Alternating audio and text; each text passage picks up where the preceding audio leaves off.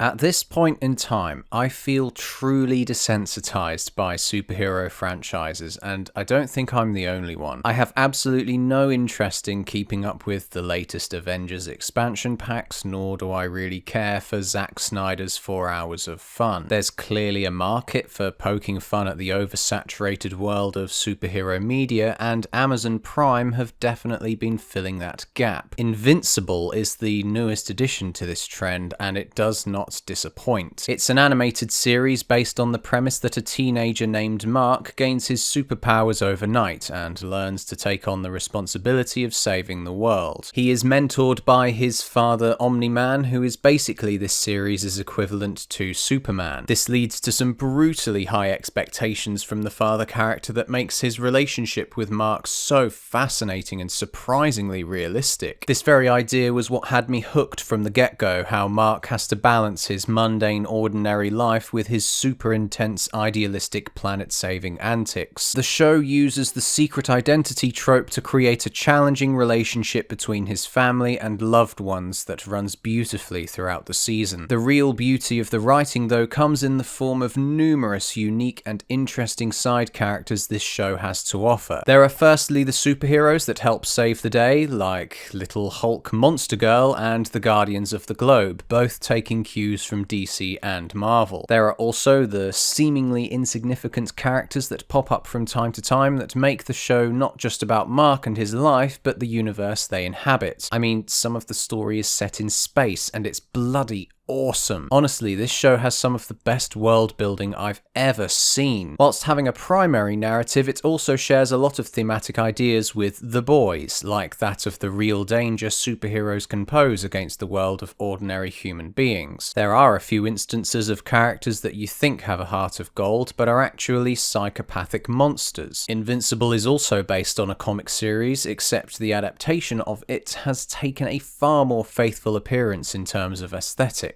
The animation style is not only beautiful, but has that Cartoon Network kind of style to it also. It honestly has limitless potential in the scale and scope of the stories it wants to tell. In my mind, there are moments in Invincible that would be entirely impossible to produce with live action without some serious budgetary concerns. The people involved in this show's cast and crew are something to behold as well. The show's comic series was penned by the same guy who wrote the Walking Dead comics, Robert Kirkman. The cast, just to name a few, include J.K. Simmons, Stephen Yeun, Sandra Oh, Gillian Jacobs, Zachary Quinto, Mark Hamill, John Hamm, Justin Roiland, Clancy Brown, Mr. Krabs, and Seth Rogen, who coincidentally is producing both this show and a movie adaptation of the comic books with Universal at the same time. If you're, like myself, a fan of the hip-hop duo Run the Jewels, you'll hear a variety of their songs playing throughout this series to accompany a set of blue twin characters, a pairing like tea and cake or cheese and wine. As its age rating suggests, it is also extremely adult in the violence and gore departments. If you've seen the trailer, you're probably aware of this already, but I mention it because some moments are so gruesome that it puts what you see in the trailer to shame. Thankfully, its morbidity is complemented by a really healthy sense of humor. There's this running joke that Omni-Man can take his family to the finest restaurants in the world in a heartbeat. When, however, Mark's mother sees Omni-Man being a superhero on TV, it doesn't inspire her but bums her out at the idea that breakfast is going to be skipped due to work commitments. So, go and watch that first episode of Invincible. It's only 45 minutes long and I promise you'll be hooked from there. If you'd like to see a full-blown analysis of Series 1, please comment below. I truly believe that it's a series worthy of a long-form discussion.